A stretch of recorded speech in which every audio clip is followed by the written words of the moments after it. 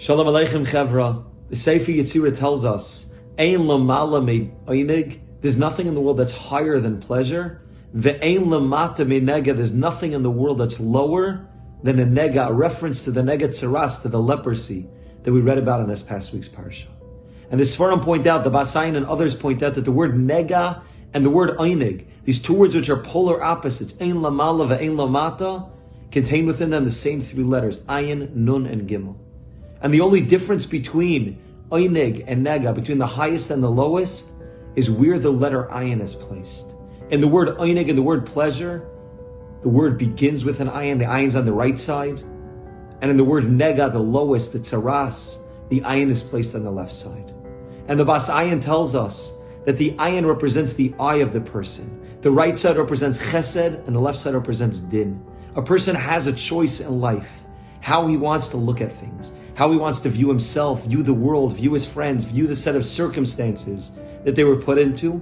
He can either view it with an eye of chesed, with the ayin which is on the right side, looking at things in a positive way, recognizing the good that the Rebbe has given him, or he can choose the opposite end of the spectrum, viewing things where the ayin, with the eye is on the left side, viewing things in a way of din, nothing's ever good enough, things can always be better, my family, my friends, the set of circumstances, everything's not the way that I want it to be. And the difference between einig and nega, the difference between living a life which is filled with pleasure, living the most enjoyable life possible, and living a life of the nega tzaras, living a life of the metzora, who's badad yeshev, who's sitting all alone outside of all three machnas, outside of the camps, alone apart from people, is where you put the eye in, how you view people. If you view yourself, you view people, you view the life that the Rebbe has given you in a way where the ayin, with the eye is on the right side, in a way of chesed, ein lamala me'oinig, you're living the greatest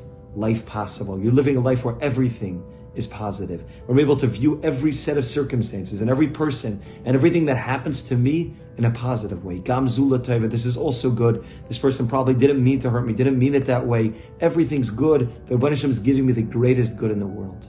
But if on the opposite end of the spectrum, the ayin's on the left side, in the way of din, ein lamata me'nega, there's nothing worse than that. I'm living the most miserable life because I look at everything with a pessimistic, negative attitude. The Meor Einayim tells us an unbelievable thing in Parshas Re'eh. The pasuk says, "Ubacharta b'chayim." The Rebbe places before man chayim v'toiv. The Rebbe places before man chayim and maves, life and death. And Hashem tells us, "Ubacharta b'chayim," choose life. The Meor Einayim says Hashem's not just telling us simply choose life, meaning to stay alive. Hashem's telling us choose to live a life which is full of vitality. Choose to live a life which is full of positivity. Choose to live a life which is bursting with energy, where a person is able to view everything that happens to him or her in a positive way. View life in a way where a person's alive. Hashem has given us life so that we can live life in a way which is alive. I started recently a new ritual that I do with my daughter, where I ask her every night, I say, Miriam, tell me 3 things that you want to thank Hashem for today. 3 good things that happened to you, 3 things that you noticed throughout the day. Tell me 3 things that you're thankful to Hashem for. And I asked her today before she went to sleep, I said, Miriam, what are the 3 things you want to thank Hashem for?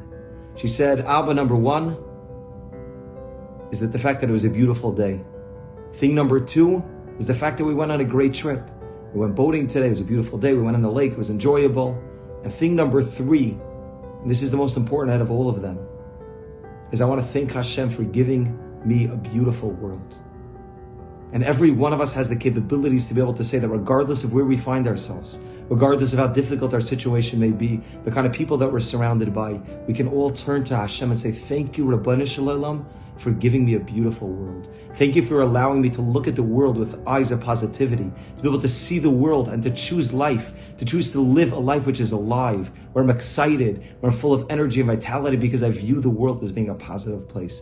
Thank you, Hashem, for creating a beautiful world for me to live in. Hashem should help us that when we're faced with this challenge of chayim and maves, of life and death, not just physical life and death, but living a life which is filled with life, living a life which is filled with vitality, positivity, or living the opposite, the ein lamata me'nega, the thing which is all the way in the bottom, living a life of tzaras, of being badad yeshev, sitting outside alone from people because no one's ever good enough for me. We should have the ability to be able to choose life. Ubacharta b'chayim, choose life, choose vitality, choose positivity, choose to view the world in a way we're able to see the good in the world.